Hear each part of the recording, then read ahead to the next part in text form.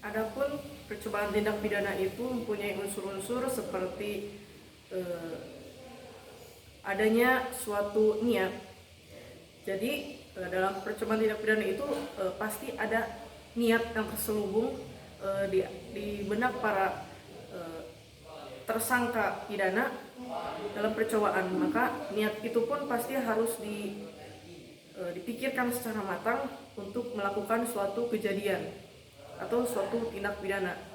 Kemudian unsur yang kedua yaitu adanya percobaan atau permulaan. Itu harus adanya rencana dari percobaan tersebut.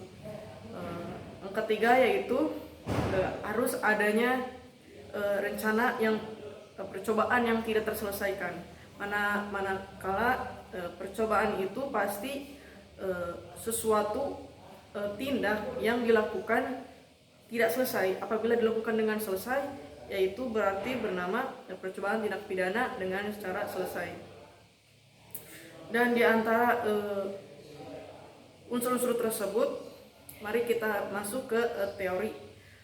Di dalam teori ini akan ada dua anggapan yang mana di dua anggapan ini ada teori objektif dan teori subjektif. Dua ini harus kita ketahui karena ada dua anggapan bahwa ada suatu tindakan yang tidak bisa dikatakan sebagai tindak pidana dan ada satu tindakan yang dapat dikatakan tindak pidana dalam satu percobaan. Misalkan apabila saya akan ilustrasikan terlebih dahulu dalam satu percobaan tindak pidana. Yang pertama, misalkan A ingin membunuh si B dengan menggunakan pistol. Maka dari yang kasus yang pertama ini, yaitu A akan membeli senjata api. Kemudian yang kedua, A akan menyimpan senjata tersebut dulu di rumahnya atau dimanapun. Kemudian ketiga, A akan merencanakan bagaimana caranya untuk melakukan tindak penembakan tersebut, di mana waktunya dan kapan terjadinya. Maka si A itu akan merencanakan terlebih dahulu sebelum adanya penembakan. Kemudian yang keempat, A akan mencari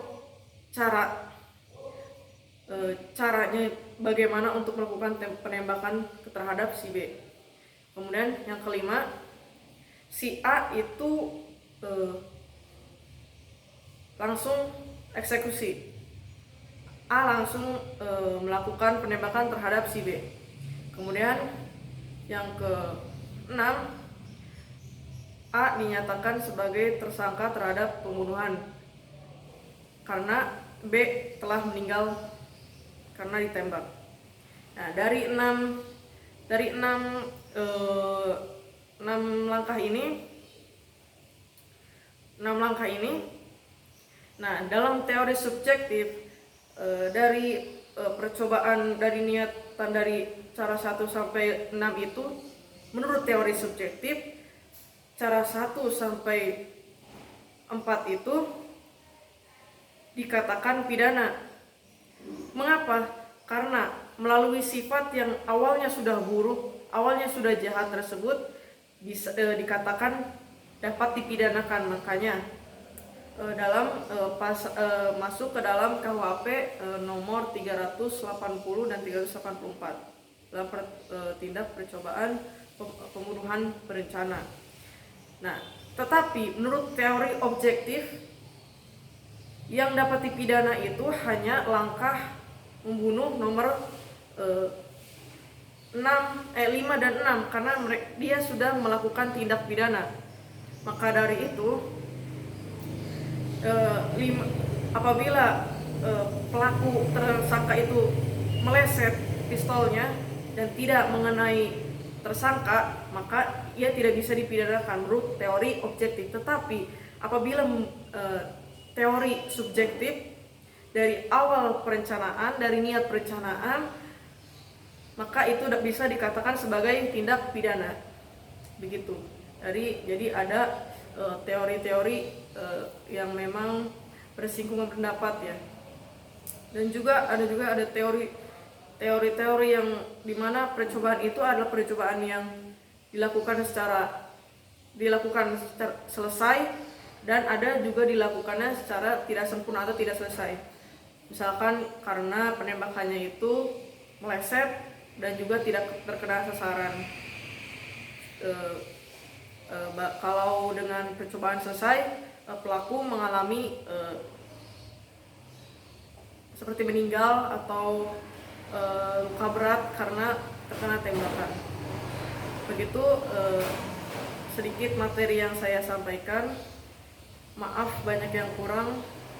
Saya aturkan terima kasih kepada Bapak Rian yang sudah menjadi dosen pengampu pada mata kuliah hukum pidana kali ini. Semoga sehat selalu. Saya aturkan terima kasih. Wassalamualaikum warahmatullahi wabarakatuh.